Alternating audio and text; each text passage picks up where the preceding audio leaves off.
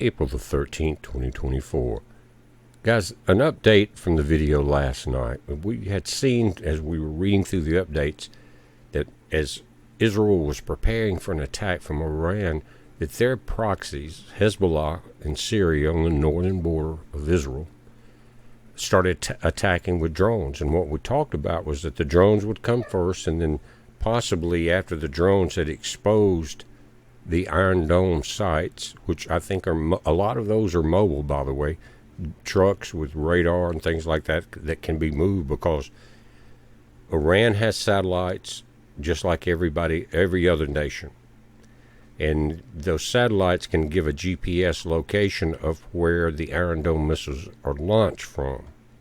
But again, I think a lot of those are on the big trucks and can be moved around for protection. Last night I kind of waited to see if Iran would come in behind their proxy, Hezbollah in Syria, after Hezbollah had exposed as much of the Iron Dome system as they could and used up $1 million Iron Dome rockets compared to $1,000 drones. And if they would come in then. They didn't. They waited. But now, an update this afternoon, there's drones that are coming in from Iran. Now, Iran's a lot further away than the northern border of Israel, and they're said that they have been launched and that they expect them to be followed by hypersonic missiles. In other words, shoot as many drones in there, use as many Iron Dome rockets as you can, expose as many locations of the Iron Dome launching sites as you can, and then come in with the heavy artillery. Now, it's a perfect military plan. Think about it. Yesterday, they used their proxies on the Israeli border to come in and attack. This would be perfect planning. It almost sounds like the art of war from the Chinese. In other words, set back. And what they did was force, if you think about it, Israel moved out of Gaza, out of southern Gaza, because they knew with intelligence there were bigger problems coming, right? So that's what has happened. Hezbollah has forced Israel back out of Gaza, which is not a lot left, to be honest with you. And now they're being exposed. Israel's being exposed from 2 or 3 different sides. And mark my words, before this is all said and done, you're going to see Jordan move against Israel. So Axios correspondent Barak Ravid has cited several U.S. and Israeli officials who say Iran's attack against Israel has started. It is not Hezbollah in Syria. It is currently almost 11 p.m. in Israel, and this was at 2:54 p.m. this afternoon. It could take hours for the drones to reach Israel. However, the big question remains whether Tehran sends ballistic missiles. Both the IDF and the Biden administration has confirmed that drones are en route to Israeli airspace. Iranian state TV also since confirmed. The White House has said the attack is likely to unfold over a number of hours. Iran launches attack against Israel using dozens of drones. 4 U.S. and Israeli officials have told Ravid, again, the reporter. Airspace across Iran, Jordan, and Israel has reportedly been shut in the last hours. There are reports citing that the Jordanian government saying it stands ready to shoot down any drones that violate its airspace. It is between, basically, Israel and Iran. I don't think they're going to do it. They're too close in their the religious ideology. They are also unconfirmed reports that the Houthis have launched projectiles out of Yemen. We talked about that last night too. After Hezbollah gets through on the northern border, here comes Houthi out of northern, basically the south edges of Saudi Arabia. They're coming from that area. You've got Iranians coming from the east, and Jordan's there. I don't think Hezbollah, though, on the Syrian side are through, because they are basically the Iranian proxy army for against northern Israel. Netanyahu has come on and issued this nighttime speech. He said, citizens of Israel, in recent years and even more so in recent weeks, Israel has been preparing for the possibility of a direct attack from Iran. Of course they are, because they went over into Syria and killed 3 of their top leaders. The premier says in a video statement, our defense systems are deployed and we are prepared for any scenario, both in defense and offense. The state of Israel is strong, the IDF is strong, the public is strong. We appreciate the U.S. for standing by Israel's side, as well as the support from the UK, France, and many other countries. I establish a clear principle. Whoever hurts us, we will hurt them. We will defend ourselves from any threat, and we will do so calmly and with determination. Again, isn't it when that lion roars out of Zion? Are we about to see that? And that is not a good thing if you think about it. He says, I know that you, the citizens of Israel, are also keeping calm.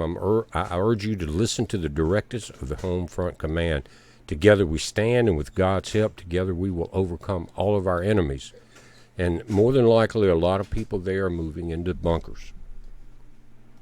Schools in Israel and public gatherings have been closed for the coming days. The IDF is giving the citizens guidelines about seeking bomb shelters and awaiting instructions. Iran has launched dozens of drones towards Israel. It will take around 9 hours before they reach it, and it can be intercepted by various air defense systems and fighter jets. And this is a ploy to pull out the enemy. Israel's F-35s have already downed drones, but this is likely only beginning. In other words, the speed of the F-35s are much faster, so they can get up in the air and try to catch as much as this as they can. But when they're out of Israeli territory, in this instance, possibly going over Jordan, then Israel is kind of left naked, if you understand what I'm saying. And that's what the ploy of the enemy is trying to do, of their enemy. Pull them in every direction, weaken them down, expose their defense systems. Now, something that's happening because of this is very interesting to me, and I'd love to have your comments here. I'm not an investment specialist or anything like that. Don't claim to be. I don't really want to be. But crypto is crashing on this news, and the reason I wanted to mention this is because crypto has been touted as the new king of the new world money system. You know, the CD, or the digital currency that's going to be used all around the planet. And because Bitcoin was going so high, you notice up here 68,000, almost approaching that everyone was jumping on board. Now, why, after this attack was announced, let's see, we went from here we were at 68, here we were at 67, now we lost 4, almost 4,000, not quite 4,000 points. Guys, think about that. Now, again, I haven't had time to study this, but is this the realization that the New World Order has in thinking about their control with the Bitcoin, cryptocurrency? Also, the prices of oil are jumping. Of course they are, because more and more things are happening. I think the Houthis have taken over not an Israeli vessel, but one that's been chartered, I think maybe out of India. This morning they boarded and took that vessel over, but it was somehow tied into Israel, they're saying. So oil is skyrocketing, but why, guys, is the New World Order's money system dropping so fast?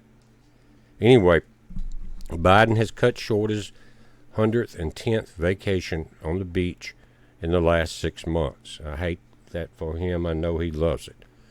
And again, he had to rush back to to the White House and get further instructions. More than likely, what they did was rush him into some type of bunker.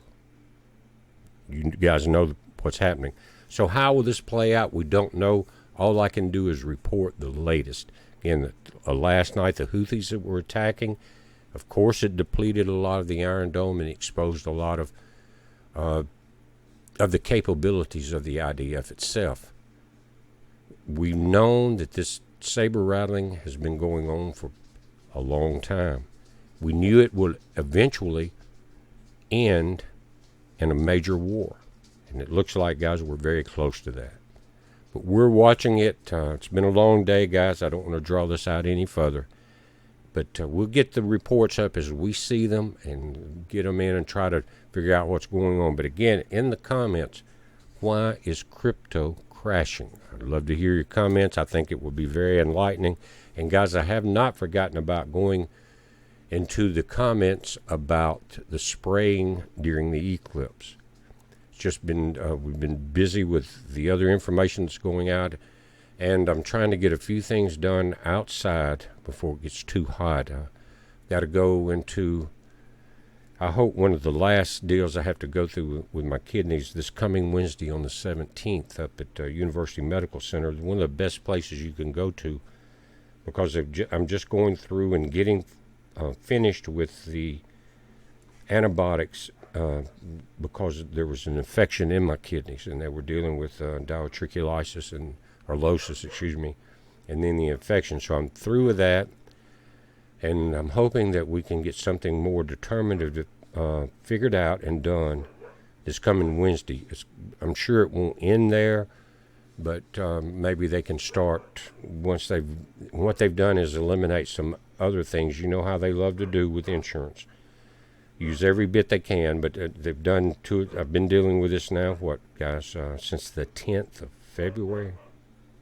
Anyway, and it's been long and drawn out and very tiring, but I'm hanging in there. I'm strong. You guys have helped so much to take the pressure off. I can never say how much I appreciate that. And I'm fighting hard on this end to keep the information going and keep the homestead up here and the farm and our 8 huskies and our shepherd and our lab. But y'all have helped so much. And I was talking to my wife Tina today, and I said, you know, we always think about, are we going to be able to handle it? And it costs a lot to do this, you know, with that many animals. And what we were talking about this morning, this is just, it's kind of personal, is that I've said many times that God put it in my heart to take care of these animals. We haven't always done this. But ever since we made that commitment, when we thought we couldn't go much further and keep the everything paid for and everything done, something happens. You know, we get some extra income coming in from here or there, or you guys help. Whatever it is, what my point is, it's like the Lord promised us. You take care. This is the days of the ark. It's, you know, Noah didn't throw any animals off that ship. The Lord told him to take care of them, and the Lord did that. And even though it got rocky, got rough seas and other things that happened, and just like it happens in all of our lives, right? But when he put that in our heart, we stayed with it. And that what saddens me, and I know it can't be helped, there's a lot of animals now that are being put up for adoption because people just can't see forward enough that if they don't know, and it's understandable, it's human nature. How can they take care of their job and an animal too? And there's hundreds and thousands of animals that are being put up for adoption because of that. But if you guys are, any of you are in that situation, especially in the end times of Noah's generation, is when the ark and the flood happened. He trusted God, and God got him through it with all the animals to repopulate the earth. And so you guys hang in there. You take care of his creatures, he's going to take care of your ark. We're watching it, guys. It's a heads up. Be safe.